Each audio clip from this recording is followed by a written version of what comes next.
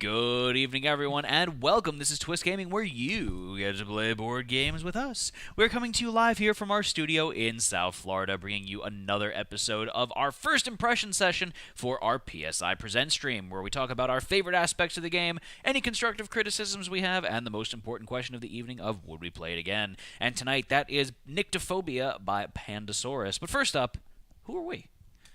I'm Bob. I'm Matt. I'm Josh. Oh, man. And we are Twist Gaming. Thank all of you for joining us today. And if you haven't had a chance to check out our Spotlight stream, our PSI Presents Spotlight stream of Nyctophobia, you should watch it. It was a lot of fun. So, I didn't see it. I didn't see it either. Josh, what kind of game is Nyctophobia? It's very unique, to say the least. It's very unique. It's a tactile game? Not a tactical game. A tactile game. So it is a game where you are essentially navigating your way through a maze. However, you're blind, and you have these lovely blackout glasses that the majority of the players are playing as. It is a one versus many game, with the one playing almost a DM-GM role, where it is up to you to govern the pace of the game. You are encouraged to mess with other people or be more lenient towards people as the game goes on, and do what you can to maybe not necessarily make the best tactical decision, or strategical decision, but make the decision that's going to make the game the most fun. So, entertaining. Yeah. Like, keep moving me and then making me curse 5 times.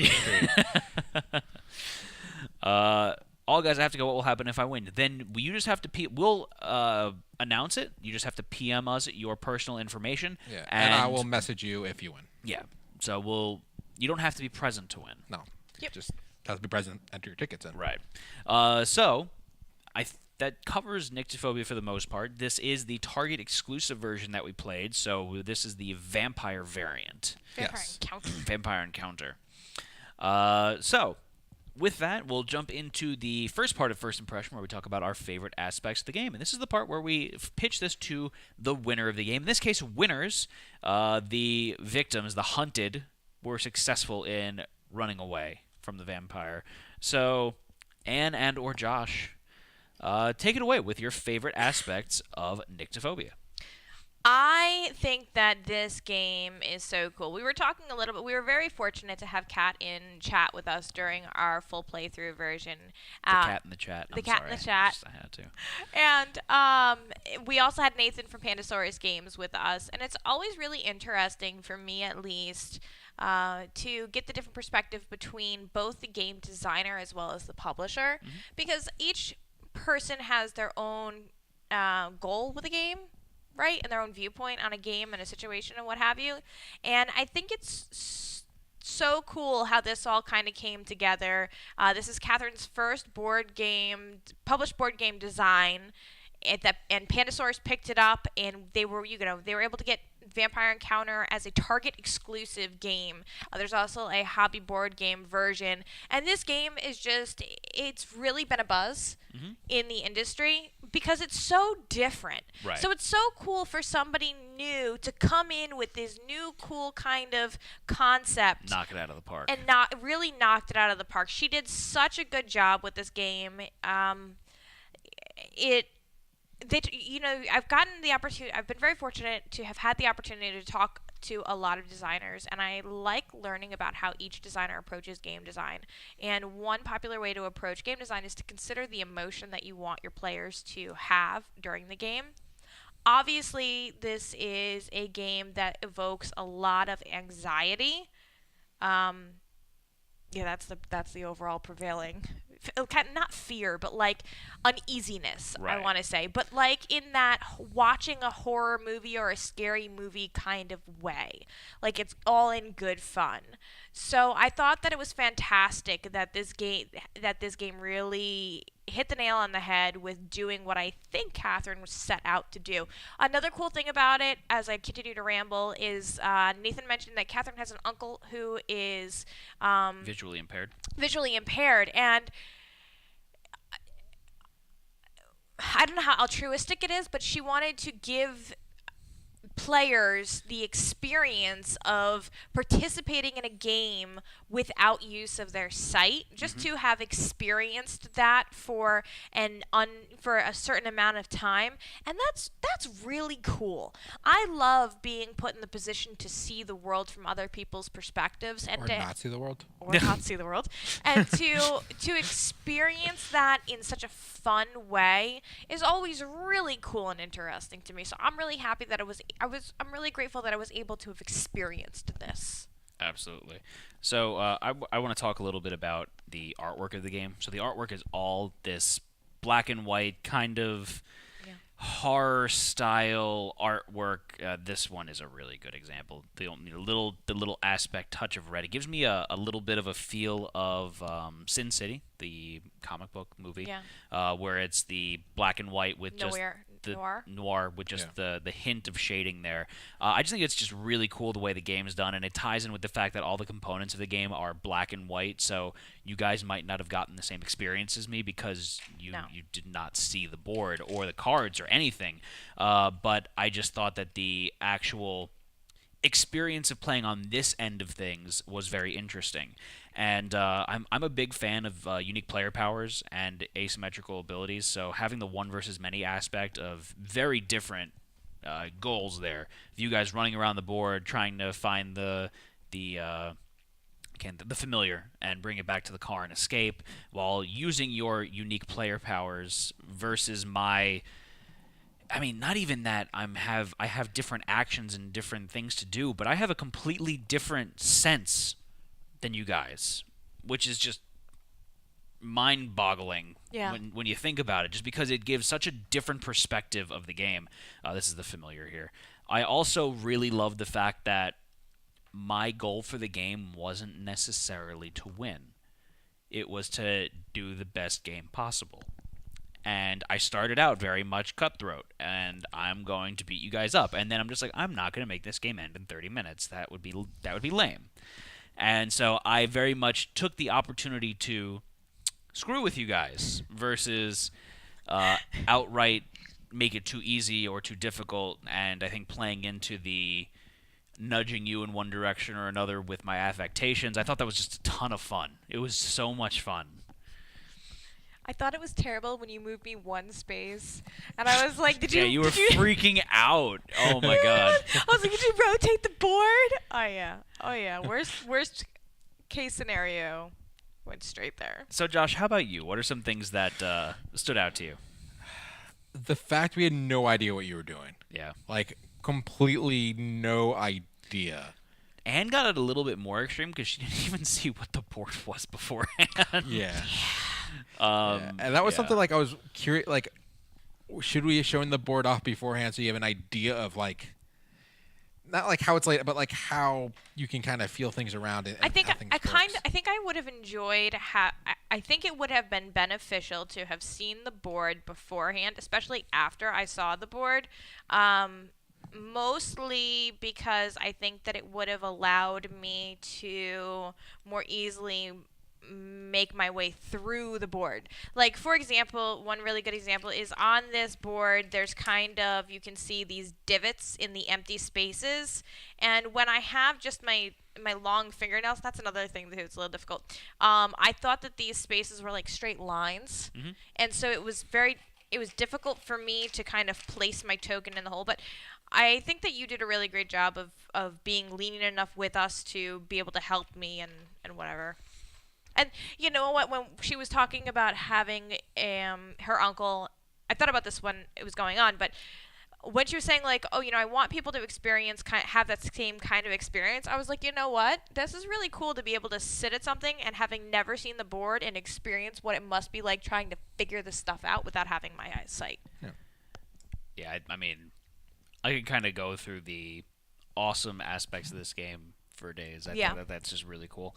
Another thing I want to speak up a little bit about is the fact that as the vampire, this tripped me up a little bit in the beginning, and this is what I vaguely clarified in the rule book with Nathan, and I didn't want to mention it to you guys. I can't run into you. I can't physically start a combat with you. Oh. I can only go next to you and just be like all up in your grill and wait for you to accidentally touch me. But we have to touch you because we have to feel around. Right. Not unless you do your sprint move first. That's true. Yeah. So it's a very odd element, and I could have been very mean at the very end, and I could have just I had you in a choke point where I could have just sat there and been like, but I didn't. You should have. I think you should have kept him in like the box and just put your vampire right there, so you blocked him in the exit. You shoved me in that spot too, right? I did. I'll go to the board game. So at one point, Matt I put Josh there. You should have been right there. I couldn't. I was over here. But that would have been great. So I put Josh here. I put Josh here. I was all the way in that corner. Yeah, you were all the way in that corner. And when you were all the way in that corner, I was right here. FYI. And that's when you went, and I thank you for the fact that you went, and you're just like, I'm going to go 1, 2, 3, and I know that's fine. So, just, yeah. Yeah, because I wasn't sure where you were at, and I'm just like, I know my way out, and I'm going that way. Yeah. I need out. So I thought that was really cool. Anything else that you guys want to talk about before we go into the constructive criticisms here? I think you guys hit everything. I think the player abilities are kind of cool. Yeah. Though my ability was good once the whole game. Because it's only when you counterattack, and when you counterattack, you take a damage, so you can't do it a second time. It's very true. So I'm slightly getting the constructive criticism there, but. So yeah, we'll use that as a segue then into the constructive criticisms. Anything else that you wanted to speak of there? I know that your ability being a kind of a one-time use was a little disheartening. Yeah. The other thing was I didn't need a rock to counterattack too, which is so I can toss my rock around more. Yeah. So I was a little bit more. I forgot about that. You were a little more free-spirited. Yeah. When it came to because I kind of threw my rock all over the place. It was just kind of like. You were, and it did act as a pain in the butt to me. So in the beginning, I did have a handful of cards right away that let me remove the token. Yeah. But the second half of the game, I was physically going onto the space with it. Yeah. So there's that. The other thing, this wasn't for me, but there is a subset of people. Mm-hmm. I'm going to name out Bearish for this. Okay. They have no mental picture capability. He was talking about this where he cannot mentally picture anything in his head. And I'm very curious to see how he could. Yeah, actually, now that you bring that up, I'm super interested to see how he would do. So a friend of ours, he's in the board game industry, he's a designer, and he's got, I forget what the condition's called, but he cannot form a mental picture in his head. And he's like, close your eyes, picture a beach with the waves, with the palm tree. He's just like, I can't do that. Yeah. It's not a criticism again. I'm just very curious of how. Yeah, I think it would be very interesting to see how that person would. Oh, so look, I have two friends who physically cannot come in. So that's what have they said? So that's Catherine. Catherine, what have they said in playing this game? If you've gotten to them to the table to play this game, so I'm very curious about that. Well, isn't that the same thing? Like if you were born blind.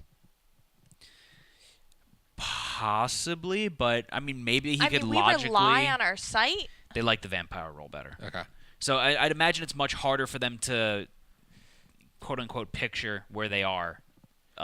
Mentally when they're playing as the hunted role. But okay. So I have attention deficit disorder, and one of the things, it's not the same as Bearish, where I could picture like a beach and a palm tree, and I can picture my bed right now. That's where I like to be.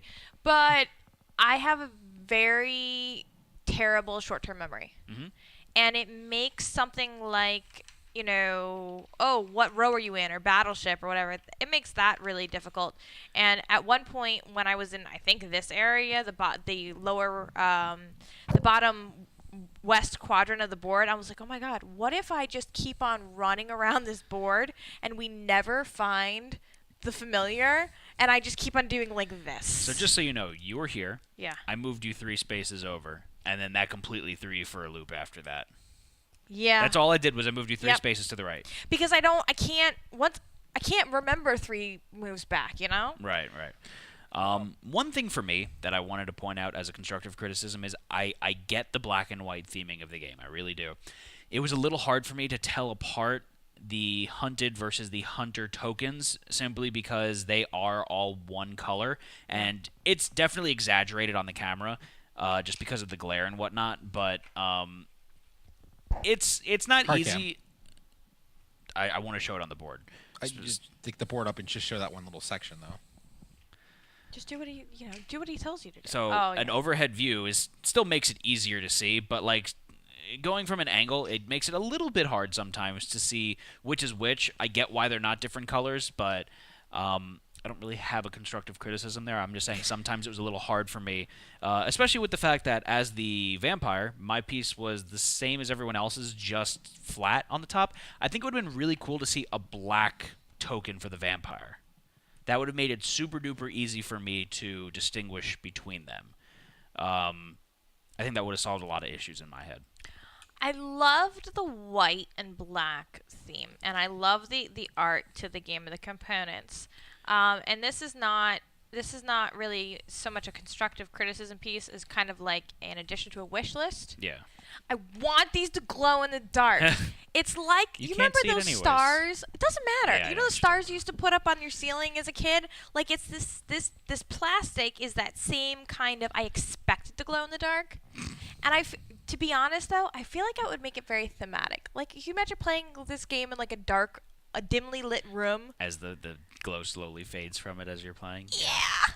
So, one more thing that I wanted to talk about is, and you struggled with this significantly, and part of it's because of your nails, is the fit of these pieces in the board. Yeah. And this is a little bit of a tolerancing issue. So they do fit nicely in there, but the problem is, since you're playing blind, and I'm guiding the person's hand over, and you're like, okay, I'm here, you inadvertently press it in, and it's a press fit.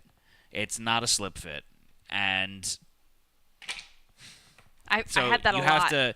You have to wiggle it back and forth. And if you've got the big talons like Anne does, you can't get the leverage on this to do it. So having these crevices be a little bit bigger, like a little bit more of a tolerance on there, I think would have helped quite significantly. What do you know about tolerances? I can go into stack ups if you want me to, but I'll leave it That's an engineer. But yeah, so that was honestly probably my biggest gripe. The fact that I had to constantly help you out with it definitely was a little frustrating, and I'll admit, and Nathan made the point too, where there's a couple of times where I was like, okay, north. Yeah, see, I still kind of feel it. I'm now having seen it, I realize it's circular. But I was like, okay, I don't know which way. Okay. First of all, our board cam is a little off center. Right. So the way that the table is not the same angle as the thing is. So it was very easy for me to go diagonally. And unfortunately, what that means is that I'm getting information that I might not need because I'm going to run into trees. So I think I would have liked a little bit more space because being blind, you don't have that sense of how much room you have before you're going to run into the next. Right. I'd liked a little bit of a bigger board, is what I'm going for.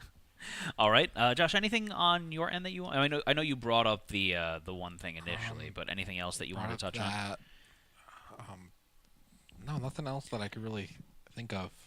And again, we're digging deep into this. I think that I'm going to speak for everyone here and say that I think we all very much enjoyed the gameplay and that these are very minor criticisms in the grand scale of things. Yeah. The one weird thing I'll make note of, it was kind of weird having all the tokens in front of me and all these cards in front of me that I can't see. Yeah, you probably didn't need to. I probably could have taken them in front of me. Just managed them for you. And you just manage everything. Yeah. That was, and I don't know how the rules say that, but like that was a little weird. Yeah.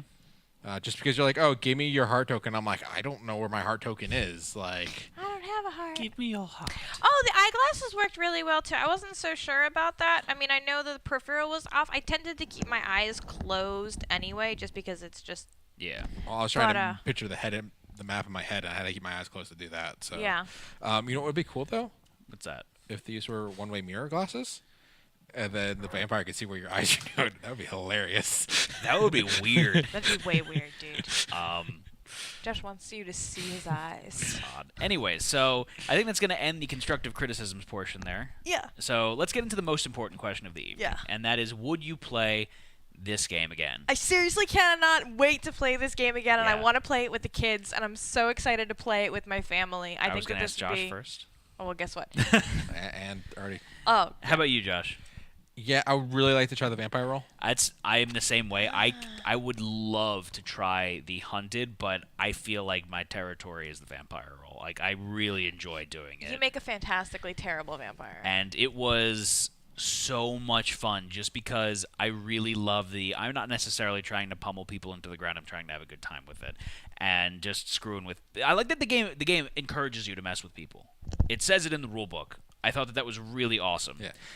It says in the rulebook, like, for the vampire to get up, walk around the table, and like just like keep moving his voice around, and like it's a lot harder to do it while on the stream, but like Yeah. But Matt was like whispering weird stuff in my ears, and it was terrible. But imagine if he's just like walking around the table, and like you heard his voice from the left, then from the right, and like as you're blindly going around, like you don't know where he is. So I want to read this portion out of the book here. So the vampire has a very special role to play in the game. You are working against the players, but you are also in charge of running the game and trying to make sure everyone is having a good time. So getting into the character of the vampire, taunting players, and acting spooky is encouraged. It's not every day you get to play a vampire, so have fun with it.